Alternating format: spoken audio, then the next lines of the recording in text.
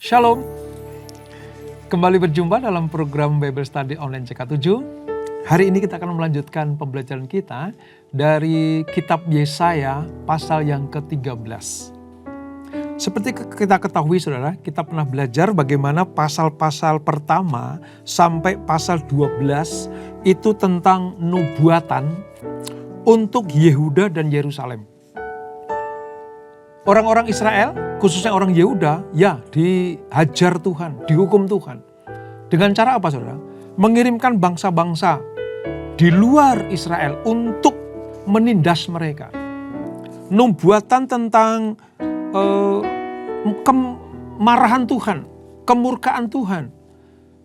Tetapi juga ada nubuatan tentang pemulihan bagi bangsa ini, tertulis dalam pasal 1 sampai 12.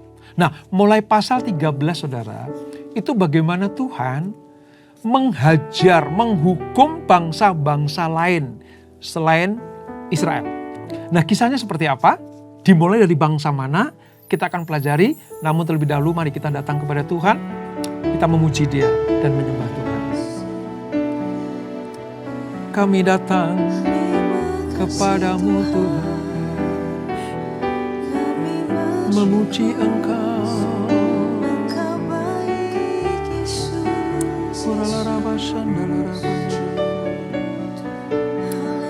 Terima kasih Yesus. Haleluya. Tuhan ku rindu masuk dalam hadirat-Mu,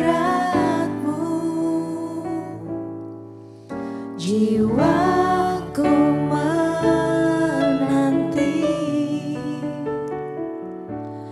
bawaku mendekat kepadamu dalam kemuliaan yang kudus.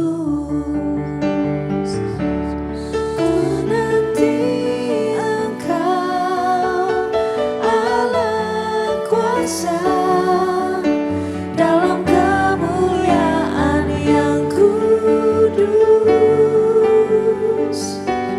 Ku sembah Engkau Allah kuasa dalam kemuliaan yang kudus.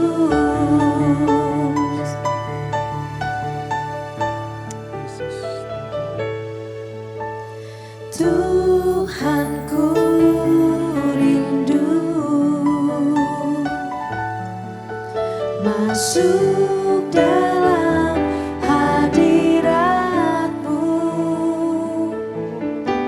jiwaku menanti, bawaku mendekat kepadamu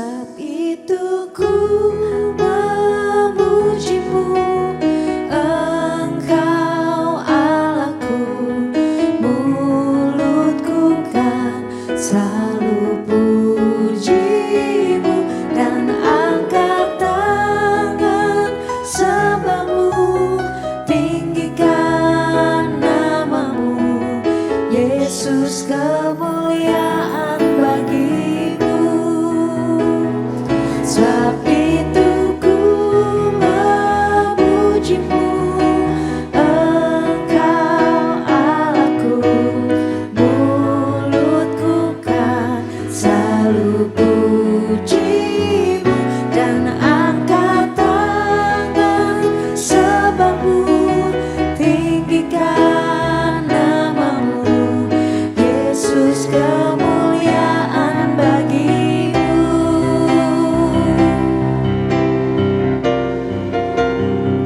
Sebab itu ku memujimu, Engkau Allahku, mulutku kan selalu pujimu dan angkat tangan sebabmu, tinggikan namamu, Yesus, kemuliaan bagimu.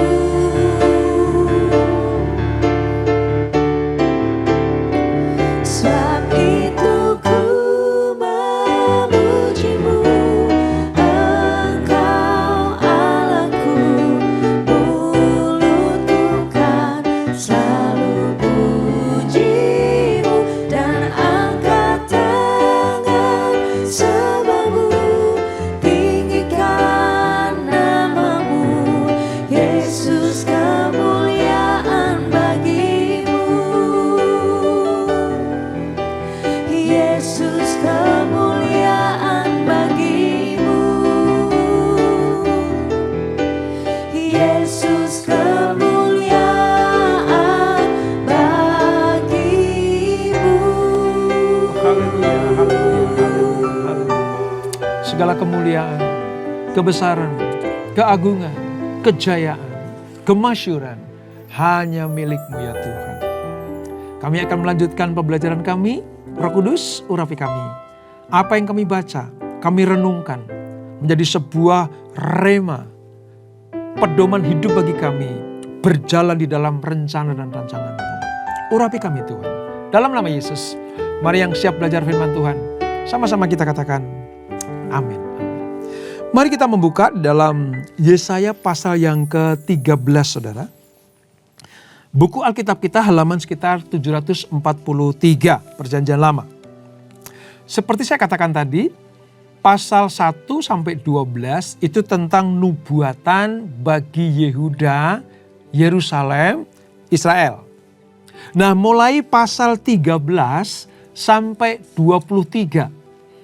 Ini nubuatan terhadap hukuman bagi bangsa-bangsa. Artinya di luar Israel. Nah, hukuman yang pertama ini adalah untuk bangsa Babel. Bangsa Babel. Seperti apa bunyinya, saudara? Mari kita baca bersama-sama. Yesaya pasal yang ke-13 dari ayat 1 sampai dengan ayatnya yang ke-12 terlebih dahulu. Ya, demikian firman Tuhan. Ucapan ilahi terhadap Babel. Ucapan ilahi terhadap Babel yang dinyatakan kepada Yesaya bin Amos. Naikkanlah panji-panji di atas gunung yang gundul. Berserulah terhadap mereka dengan suara nyaring. Lambaikanlah tangan supaya mereka masuk ke pintu-pintu gerbang para bangsawan. Aku ini telah memerintahkan orang-orang yang kukuduskan. Telah memanggil orang-orang perkasaku untuk melaksanakan hukuman murkaku, orang-orangku yang beria-ria dan bangga. Ada suara keramaian di atas gunung-gunung, seperti suara kumpulan orang yang besar jumlahnya. Suara kegaduhan dari kerajaan-kerajaan, dari bangsa-bangsa yang berkumpul. Tuhan semesta alam sedang memeriksa pasukan perang. Mereka datang dari negeri yang jauh, ya dari ujung langit. Yaitu Tuhan serta yang melaksanakan amarahnya untuk merusakkan seluruh bumi. Merataplah, sebab hari Tuhan sudah dekat.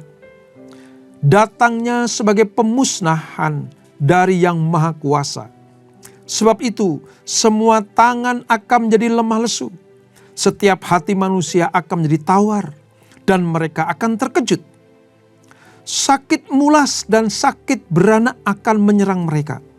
Mereka akan menggeliat kesakitan seperti perempuan yang melahirkan. Mereka akan berpandang-pandangan dengan tercengang-cengang. Muka mereka seperti orang yang demam. Sungguh, hari Tuhan datang dengan kebengisan, dengan gemas dan dengan murka yang menyala-nyala, untuk membuat bumi menjadi sunyi sepi, dan untuk memunahkan daripadanya orang-orang yang berdosa. Sebab bintang-bintang dan gugusan-gugusannya di langit tidak akan memancarkan cahayanya. Matahari akan menjadi gelap pada waktu terbit, dan bulan tidak akan memancarkan sinarnya. Kepada dunia akan kubalaskan kejahatannya, dan kepada orang-orang fasik kesalahan mereka. Kesombongan orang-orang pemberani akan kuhentikan, dan kecongkakan orang-orang yang gagah akan kupatahkan. Aku akan membuat orang lebih jarang daripada emas tua, dan manusia lebih jarang daripada emas Ofir.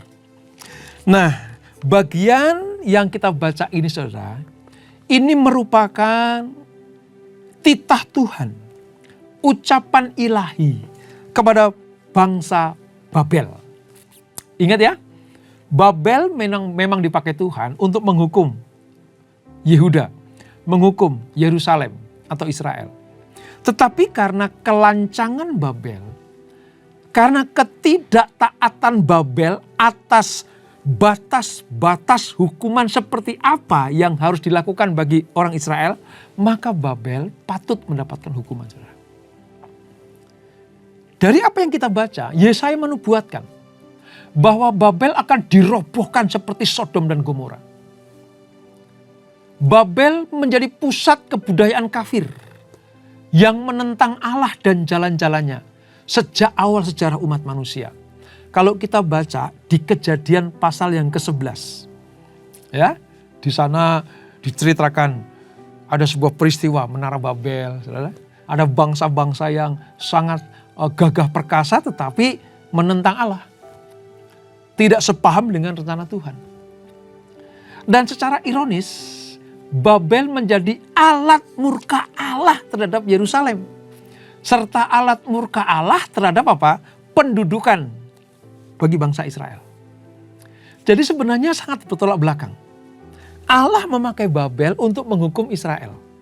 Tetapi Babel dihukum juga, saudara. Kenapa? Tadi tuh, mereka sombong, mereka keras kepala, melebihi aturan-aturan yang sudah Tuhan tetapkan. Dan nanti saudara, kalau kita sampai kepada perjanjian baru, Babel itu melambangkan pusat keagamaan dan pusat politik dunia yang menentang Allah dan umatnya.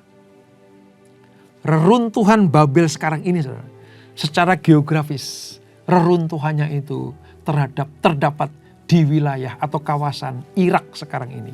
Mesopotamia, bagian dari Irak ini saudara. Jadi Irak ini bagian dari Mesopotamia yang dapat kita temukan reruntuhan Babel itu seperti apa kalau saudara pergi ke Irak sana. Nah ini gambarannya seperti itu.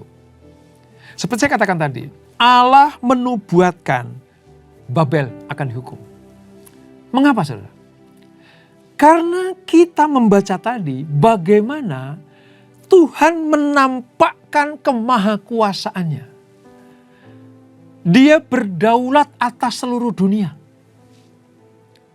Kita akan melihat bagaimana nanti amarah Tuhan ditumpahkan kepada bangsa-bangsa yang merasa dirinya tidak perlu Allah lagi. Bangsa-bangsa yang tidak memerlukan Allah, yang tidak mau mengakui Tuhan sebagai penguasa tunggal atas kehidupan bangsa-bangsa di dunia ini, dihancurkan Tuhan. Siapa yang menantang Tuhan, menantang Sang Pencipta, dalam hal ini nomor satu Babel tidak akan pernah bisa melawan Allah. Dalam pasal ini kita memahami bagaimana murka Allah, hardikan pertama Allah kepada bangsa-bangsa itu adalah kepada Babel. Ini kekuatan terbesar pada waktu itu saudara. Tuhan akan menunjukkan bahwa baginya mudah untuk menghancurkan sebesar apapun bangsa itu. Dan ini diwakili oleh kerajaan Babel.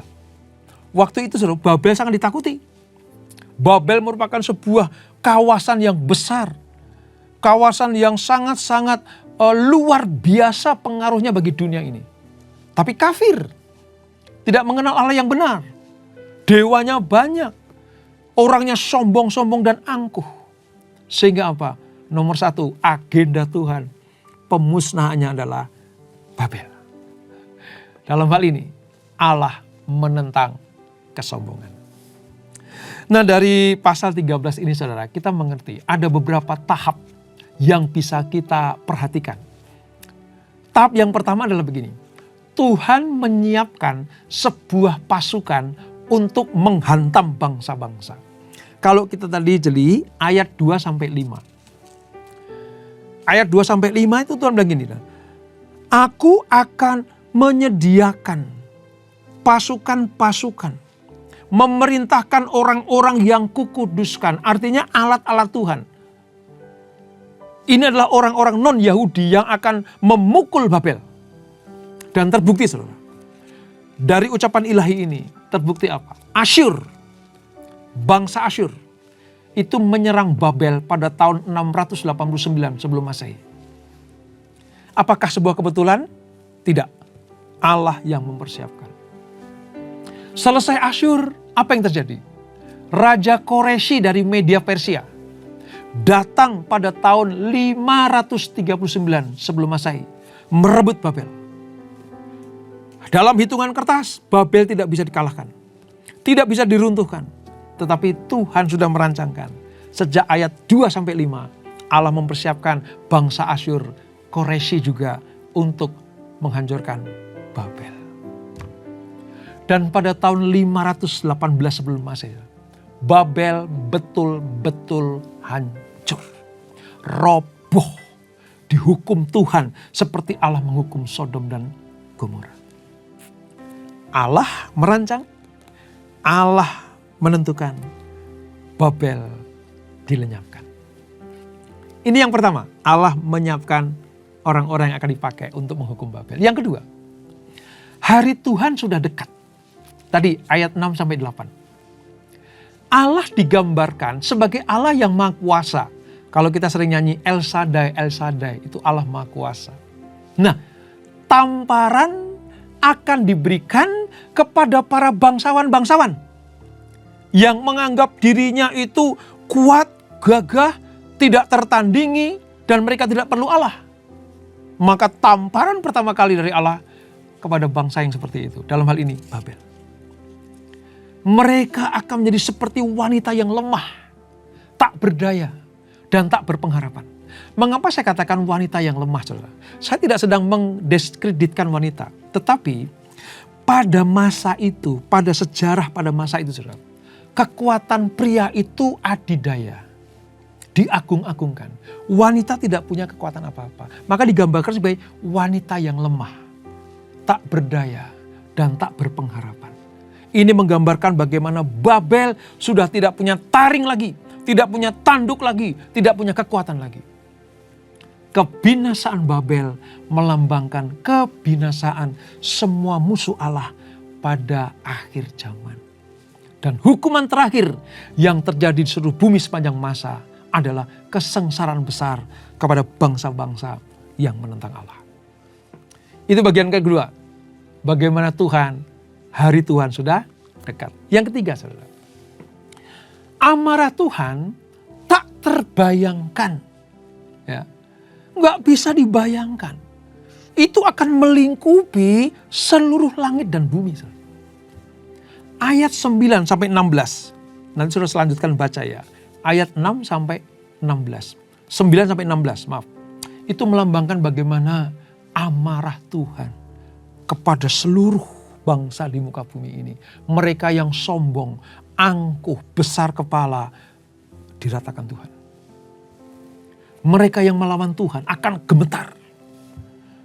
Di hadapan kedahsyatan amarah Tuhan, bangsa-bangsa yang tadinya ditakuti, itu akan gemetar, saudara. Saudara kalau pengen tahu bagaimana kedahsyatan Allah, saudara baca ini dengan sungguh-sungguh. Babel, Asyur, Media Persia, pokoknya bangsa-bangsa yang akan dihukum Tuhan, itu gemetar, saudara. Termasuk Mesir, ya, Edom, Amon, Moab, semua gemetar. Karena Allah menampakkan kemarahannya. amarahnya. Sebab bangsa itu sudah betul-betul tiba waktunya dihukum Tuhan. Itu yang ketiga. Amarah Tuhan akan melingkupi seluruh muka bumi. Yang keempat, saudara. Babel sendiri akan dihancurkan. Seperti Sodom dan Gomora. Itu ayat 17 sampai 22. Waktunya sebentar lagi. Ini segera. Babel akan seperti balon yang dipecahkan. Sudah tidak berbentuk, tidak berfungsi lagi. Sudah tidak dipergunakan lagi. Untuk apapun juga Babel sudah tidak bisa dilakukan lagi. Dan ini dinubuatkan oleh Nabi Yesaya untuk dimengerti oleh bangsa Israel, khususnya Yehuda dan Yerusalem. Lihat, kalau Allah sudah bertindak, siapa yang bisa melawannya? Lihat, kalau Allah sudah melakukan, siapa yang sanggup untuk menghentikannya? Allah sekali dia berfirman tidak bisa dicabut kembali. Khususnya dalam hal apa? Meninggikan dan merendahkan. Israel dipulihkan setelah masa-masa penundukan, masa-masa sanktifikasi selesai. Sekarang Allah berperkara dengan bangsa-bangsa yang tadinya menghukum Israel. Kenapa, saudara? Karena sombong. Saya ingatkan sekali lagi. Dosa pertama kali itu bukan pembunuhan. Dosa pertama kali bukan perzinahan. Dosa pertama kali bukan persungutan. Dosa pertama kali itu adalah kesombongan. Ketinggi-hatian. Dalam hal ini apa? Diwakili oleh penghulu malaikat namanya Lucifer. Dia ingin disejajarkan dengan Allah. Dia ingin disetarakan dengan Allah yang Maha Kuasa. Yang mana bisa? Enggak mungkin. Tetapi itulah Lucifer. Dan Lucifer ini bersama dengan antek-anteknya. Dalam hal ini termasuk Babel. Termasuk musuh-musuh Israel yang tadi itu. Ya, yang ganas, yang sombong, angkuh. Ya, itu dilambangkan sebagai dunia yang penuh dengan kecongkakan ini. Itu antek-antek Lucifer. Kesombongan Lucifer diturunkan kepada bangsa-bangsa yang bebal ini, saudara. Dan saudara tahu, tanpa kita sadari, kadang-kadang manusia terkena dampak virus kesombongan. Kesombongan itu kadang tidak disadari, saudara. Kadang orang yang sombong itu gak sadar. Tetapi itu dilakukan. Nah, terhadap orang yang tidak sadar kalau dia sombong, dia harus mawas diri. Jangan sampai Allah menghukum dia seperti Allah menghukum Babel.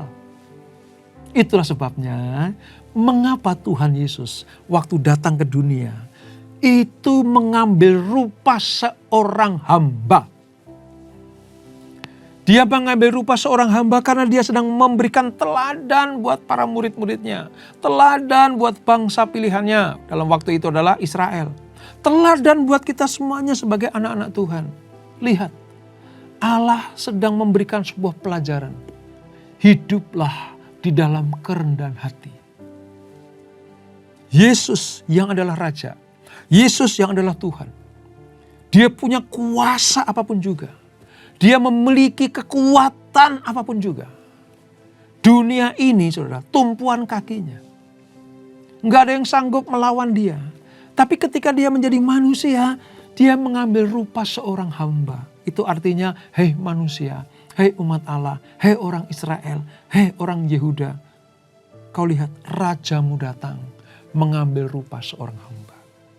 Dan saudara tahu, ketika Yesus datang ke dunia mengambil rupa seorang hamba, Allah Bapa di surga, inilah anak yang kukasihi, kepadanya lah aku berkenan. Jadi dalam hal ini, saudara, terjadi sebuah perbedaan yang tajam sekali. Orang yang rendah hati, orang yang merendahkan hatinya di hadapan Tuhan yang sama, itu berkenan kepada Allah. Tapi sebaliknya, mereka yang sombong, angkuh, saudara, yang besar kepala, apalagi kehidupannya penuh dengan apa? Kekerasan. Allah bersegera untuk menghukumnya. Contoh dan teladan yang kita pelajari hari ini. Babel tidak bisa berkelit. Babel tidak bisa lari dari hukuman Tuhan. Karena kesombongannya sudah matang. Kesombongan sudah sampai puncaknya. Maka Allah bersegera menghukumnya. Oleh sebab itu saudara, mengakhiri pelajaran kita hari ini, renungkan baik-baik. Jika saudara adalah seorang pemimpin atau punya kuasa, ingatlah bahwa ada kuasa yang lebih tinggi lagi daripada saudara. Ada kuasa yang melebihi kita. Kepada dialah kita bertanggung jawab atas segala yang kita perbuat. Sekali saya ingatkan, kalau saudara sebagai orang-orang yang punya kuasa, entah pemimpin di dalam perusahaan, entah pemimpin di dalam organisasi, entah pemimpin dalam keluarga, pemimpin dalam gereja, saudara tidak bisa bersewenang-wenang menjalankan kehidupan saudara. Ingat, Babel diruntuhkan karena kesombongannya. Di atas Babel masih ada yang lebih berkuasa lagi. Di atas kita masih ada yang berkuasa lagi. Oleh sebab itu, jangan tinggi hati, jangan sombong. Allah sedang memusnahkan kesombongan manusia segera. Rendah hatilah, Tuhan pasti memberkati. Dan itulah Yesaya pasal 13. Kita berdoa. Bapak, terima kasih untuk pelajaran yang indah hari ini. Intinya kami diajar supaya kalau kami punya kuasa, kami punya kedudukan, kami punya derajat yang lebih tinggi, kami tidak berbuat sombong tinggi hati seperti Babel. Allah membenci kesombongan. Allah tidak suka dengan kesombongan. Hasil dari kesombongan adalah murka Allah. Itulah sebabnya terima kasih Bapak untuk pelajaran hari ini. Kami diingatkan supaya kami seperti Yesus mengambil rupa seorang hamba. Dulos, keset untuk melayani Tuhan dan sesama kami. Roh Kudus kuatkan kami. Roh Kudus berikan kesegaran buat kami. Supaya kami mampu menjadi pelayan-pelayan Tuhan yang mempunyai nama Tuhan. Terima kasih Bapak, berkati anak-anak-Mu. Sebelum kami berpisah, kami siapkan hati kami terima berkat yang daripada-Mu. Kekasih-kekasih Kristus, arahkan hatimu kepada Tuhan. Terimalah berkat kasih anugerah dari Allah Bapa yang berlimpah-limpah. Di dalam anaknya yang tunggal Tuhan Yesus Kristus. Dan persekutuan yang manis dalam Roh Kudus menyertai kita semuanya. Mulai saat ini sampai Maranatha. Yesus datang yang 2 kali menjemput kita semuanya. Bertemu di awan-awan yang permai. Menikmati kemuliaan kekal sampai selama-lamanya. Yang diberkati. Sama-sama kita katakan amin. Amin. Tuhan Yesus memberkati.